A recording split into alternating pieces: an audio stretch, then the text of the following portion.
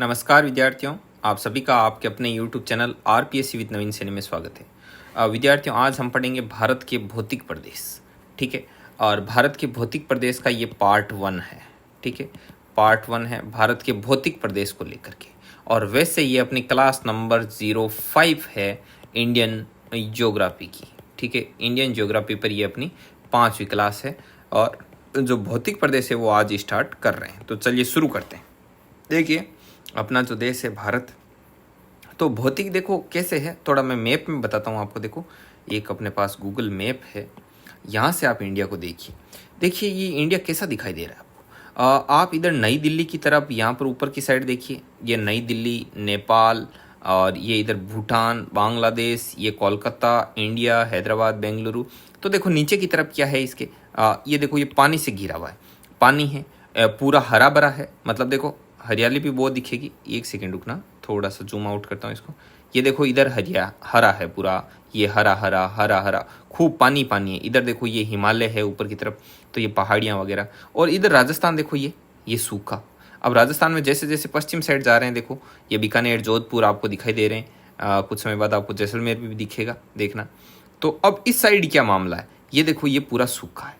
अब कहीं पर तो आपको मैदान मिलेंगे और कहीं पर आपको क्या मिलेगी, अब पहाड़ियाँ मिलेगी। ठीक है, जैसे ये नेरी एरिया है, तो देखो इधर पंजाब, गंगानगर, सिरसा, ऊपर की तरफ देखो आगे अपना अमृतसर, लुधियाना। तो यहाँ पर क्या है, हरा है। तो अब इसका क्या है, क्लाइमेट सिस्टम है, बारिश कम ज़्यादा है, उस हिसाब से ये हरा है। कहीं पर सूखा है, कहीं पानी खूब है, कहीं पानी की तंगी है।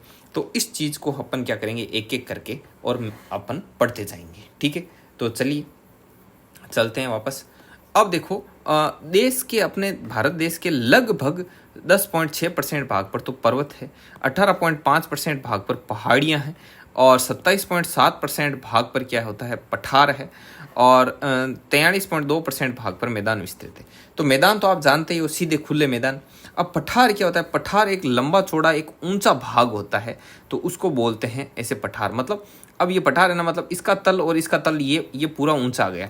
जैसे यहाँ तक ज़मीन इतनी ऊंची थी, फिर नीचे आ गई, फिर यहाँ पर ये पूरा आगे का है, तो भाग ऊंचा है, तो इस ऊंचे भाग को कहते हैं पठार। पहाड़ियाँ होती है, तो पहाड़ियाँ तो मतलब थोड़ा सा आकार घिरा हुआ लेकिन ऊंची, तो ये होती है पहाड़ियाँ। और पर्वत कैसे होते हैं, पर्वत ऐसे खूब ऊंचे वापस नीचे, खूब ऊंचे वापस नीचे, ऐसे होते हैं पर्वत। ठीक है, और भारत को मुख्यतः 4 प्रमुख भौतिक प्रदेशों में विभाजित किया जा सकता है। कौन कौन से, एक तो उत्तर का पर्वतीय प्रदेश, एक प्रायद्वीपीय पठार, उत्तर का विशाल मैदान, और तटवर्ती मैदान एवं द्वीपीय भाग।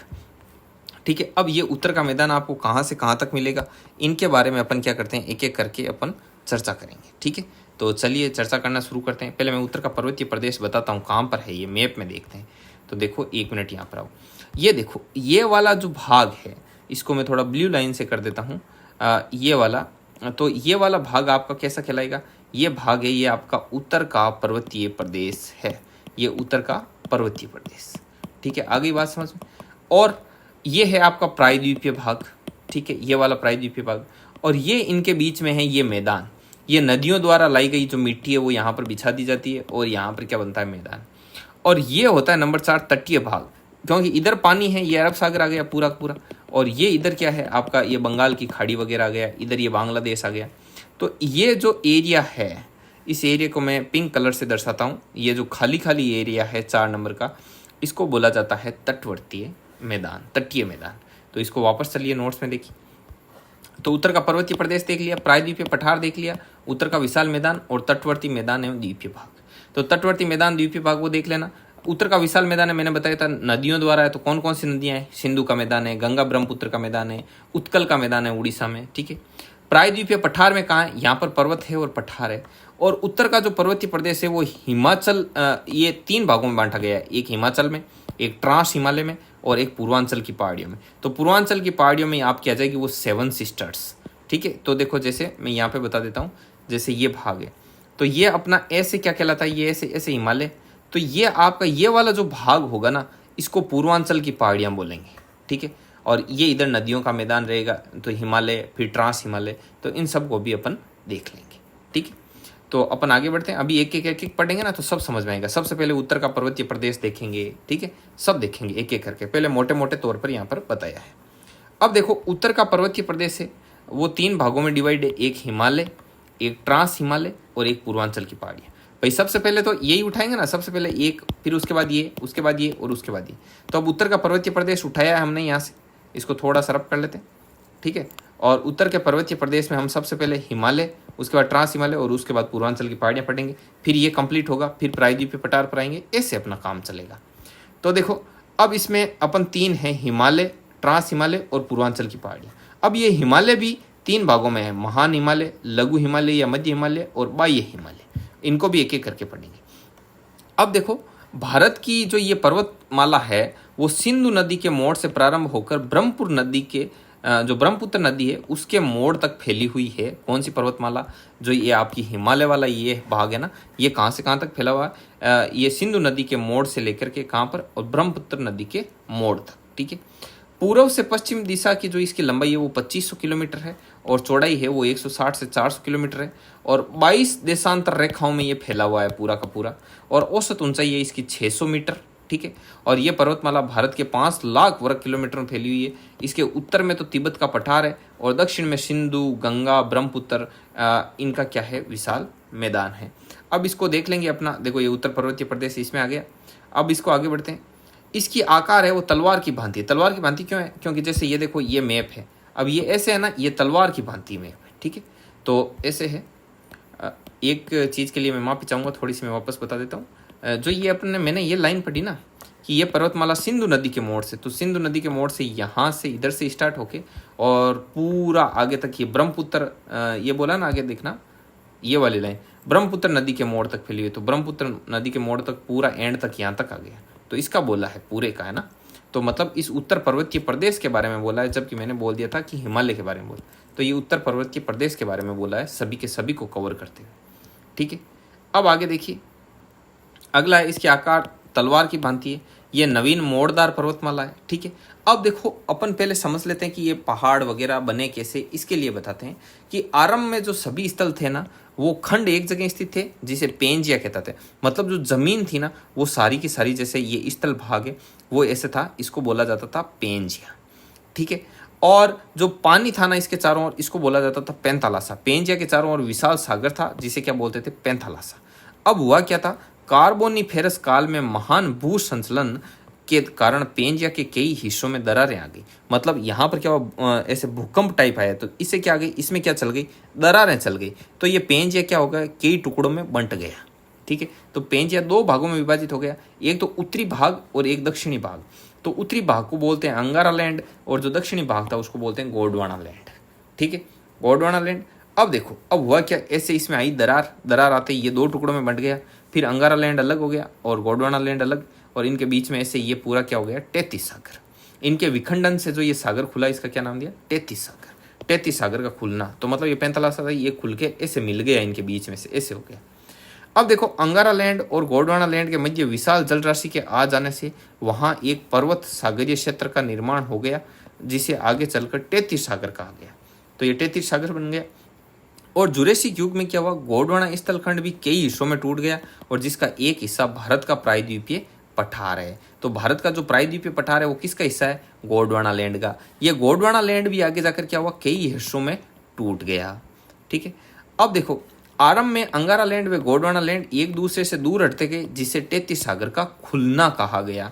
और पुणे कई युगों के पश्चात यूरेशियाई प्लेट बोलते हैं अंगारा लैंड को, और इंडिक प्लेट बोलते हैं गोंडवाना लैंड, एक दूसरे की तरफ गतिमान हुए। तो मतलब फिर ये वापस एक दूसरे की तरफ आने लगे, ठीक है। आपको एक चीज़ जानकर आश्चर्य होगा, जैसे अपना ये मैप है, अब इस मैप में जैसे सॉरी मैं एक वर्ल्ड का मैप लेके बताता हूँ आपको भी। वर्ल्ड का मैप शायद खुल जाए, तो आई होप ये खुल जाए। देखो आपको एक चीज़ से आश्चर्य होगा, अभी देखना। वर्ल्ड मैप या ग्लोब देख लेते हैं, वर्ल्ड ग्लोब मैप है तो आई थिंक चल जाएगा। इसमें कौन सा लेते हैं, एक सेकेंड रुकना आप, मैं थोड़ा सा डिसाइड कर लूँ। ये वाला ये ले लेते हैं, ये ठीक रहेगा। ओके, कोई 360 डिग्री मैप नहीं है क्या इसमें? एक मिनट आप थोड़ा धैर्य बनाए रखना, तब तक मैं कर लूँगा। Political map of nation, Google Earth 3D map. अच्छा ये बता देगा क्या 3D मैप? एक सेकेंड रुकना, थोड़ा नेट का स्पीड स्लो है, क्यों मेरा मोबाइल से कनेक्ट किया हुआ है, वो क्या नेट छोड़ता है, थोड़ा दूर है, तो एक सेकेंड चल जाए, आई होप चल जाए। 3D मैप डाउनलोड हो रहा है, समय लगेगा तो बहुत अच्छी चीज़ आपको सीखने को मिलेगी। थोड़ा सा वेट कर लीजिए आप, थोड़ा सा वेट कीजिए। नहीं खुलेगा ना, मुझे लग रहा है ये नहीं खुलेगा। खुलता तो इतनी देर में थोड़ा बहुत आगे खींच सकता है ये।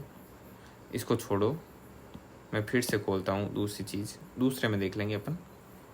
अपने को तो वर्ल्ड मैप देखना है, कैसे देखो ना, वर्ल्ड मैप 360 में देख लेते हैं। और 360 में जैसे कि ये देख लें, ये तो मैप इमेज देख लेते हैं। इमेज तो जल्दी खुल जाएगी कम नेट में, आई होप खुल जाए खुल जाए खुल जाए। ये खुल गई। अब देखो ये देख लेते हैं अपने क्या है इसमें, ये देखो ये अच्छा है। देखिए ये जो, इसी से समझ लो ना यार, देखो हाँ खुला है ना, कौन सा खुला, ये खुला गया। चलो फिर खुलने दो इसको। अभी देखना ये जो देश है ना, सारे के सारे ऐसे कट्टे हुए हैं, जैसे मतलब अंगारा लैंड, गोंडवाना लैंड थे, ये बाद में अनेक भागों में बंटे। तो अपने जो अलग अलग कंट्री है, अलग अलग जगह हैं, तो इन सब को वापस मिलाते ना, तो इनके भाग को हिस्से इस प्रकार से हैं कि इनको वापस मिलाए ना तो वापस सेम वैसा का वैसा पेंजिया बन जाए, मतलब एक इस तरह भू आकृति बन जाए। देखो इसको छोड़ो आप, यहीं से समझो ये कहाँ पता नहीं कब है। अब देखो ये जो भाग है ना, ये इतने बिखरे बिखरे भाग हैं। इन बिखरे बिखरे भागों को यदि पास पास पास पास सटकाया जाए, देखो इसको आप देखो ना, इसको सभी को एक जगह चिपकाया जाए ना, तो पूरा पानी पानी एक साइड और वापस वैसा का वैसा पैंताला सा बन जाएगा। इसको भी देख लो, ये लो।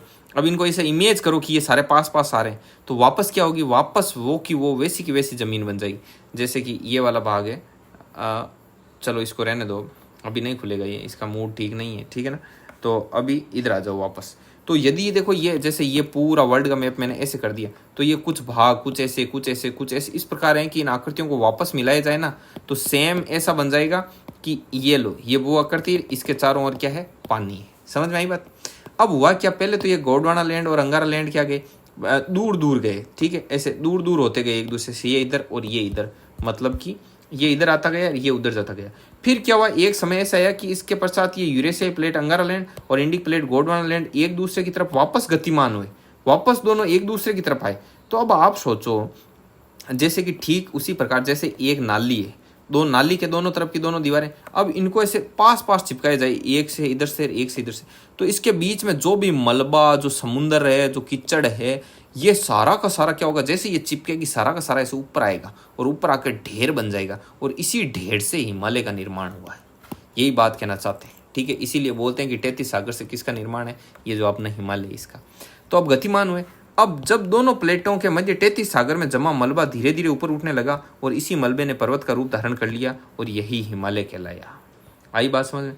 तो अब देखो ये भाग टूटा ना, तो ये प्लेटें देखो, उत्तरी अमेरिका, यूरेशियाई, दक्षिण America, Africa, India, Antarctica, Australia और ये 33 सागर, इनको वापस ऐसे जोड़े ना, तो आज के दिन भी ठीक वैसे ही है जैसे कि वापस वो पेंजिया बनने को तैयार है। इधर से देखो ये यूरेशियाई प्लेट आई और इधर से भारत वाला ये आया, प्रायद्वीपीय पठार वाला भाग, ठीक है।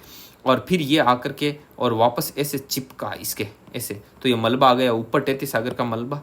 और गोंडवाना लैंड का कई महाद्वीपों में विखंडन हुआ था, ये तो मैंने बता दिया पहले। और हिमालय के निर्माण में 33 सागर के मलबों का अहम योगदान है, अतः ये हिमालय का गर्भगृह या जन्म स्थल कहलाता है। कौन, 33 सागर। अब देखो ये भारत का प्रायद्वीपीय पठार का ये जो भाग है ना, इस हिस्से को अभी आप ऊपर देख रहे हो। अभी इसको मैं मैप में दिखाता हूँ, आप बोलोगे कि हाँ यार है तो सही। देखो ये प्रायद्वीपीय पठार का भाग है ना, बाकी का सब छोड़ देना। मैं जो ये शक्ल मिला रहा हूँ उसको मैच करने का प्रयास करना थोड़ा सा, ये ऐसे रफली ऐसे। अब इसको देखो और इसको देखो, हो रहा है ना मैच ऐसे। अब देखो हिमालय का निर्माण है वो टर्शरी काल में हुआ, इस चीज़ को ध्यान में रखना। और हिमालय एक नवीन वलित पर्वतमाला है। नवीन वलित मतलब, वलित का मतलब होता है मोड़दार, जिसमें मोड़दार पर्वतमाला है, ठीक है ना। आगे देखिए, आगे देखो। अब आता है हिमालय। हिमालय खुद 3 भागों में विभक्त है। कौन कौन से हिमालय को 3 भागों में विभाजित किया गया है, ऊंचाई के आधार पर। पहला महान हिमालय, उसके बाद लघु हिमालय और उसके बाद बाह्य हिमालय। अभी आपको लग रहा है कि सर यार पूरा नहीं बता रहे, तो अभी मैप में बताऊंगा हिमालय कहाँ से कहाँ तक महान है, कहाँ से कहाँ तक लघु है, कहाँ से कहाँ तक बाह्य है। आप थोड़ा वेट रखो। देखो सबसे पहले अपन बात करते हैं महान हिमालय की, ठीक है। महान हिमालय की, उसके बाद में लघु हिमालय की और उसके बाद में आगे से आगे अपन बात करते जाएंगे। पहले तो देखो ये हिमालय वाला हिस्सा ये वाला है, ये पूरा, और ऐसा करके ये वाला हिस्सा, ठीक है, तो इसको बोलते हैं हिमालय। अब हिमालय में भी अलग अलग भाग है, ठीक है। हिमालय का भी कौन कौन से हैं? महान हिमालय, लघु हिमालय और बाह्य हिमालय। तो महान हिमालय तो देखो ये वाला भाग है, ये वाला, ये बता रहे हैं ना, ये इसका ऊपर का, ये महान हिमालय, और ये वाला इधर से ये लघु हिमालय, और उसके नीचे क्या है? बाह्य हिमालय, जिसको शिवालिक या उप हिमालय कहते हैं, ठीक है। और ये इधर से ये क्या है? ये अपनी सिंधु नदी है, ठीक है। तो ये मैप बनाया हुआ है। अब इसको आगे पढ़ते हैं। पहले महान हिमालय के बारे में बात करेंगे। महान हिमालय जिसे वरद हिमालय भी कहते हैं। तो कल अपन ये वीडियो है वो यहाँ से स्टार्ट करेंगे पार्ट नंबर 2 में। ये पार्ट नंबर 1 था, पार्ट नंबर 01, और क्लास नंबर थी अपनी 5। क्लास कौन सी थी? 5वीं क्लास थी। आगे बात समझ। तो मिलेंगे लाडलो नेक्स्ट वीडियो में, तब तक के लिए जय हिंद, जय भारत।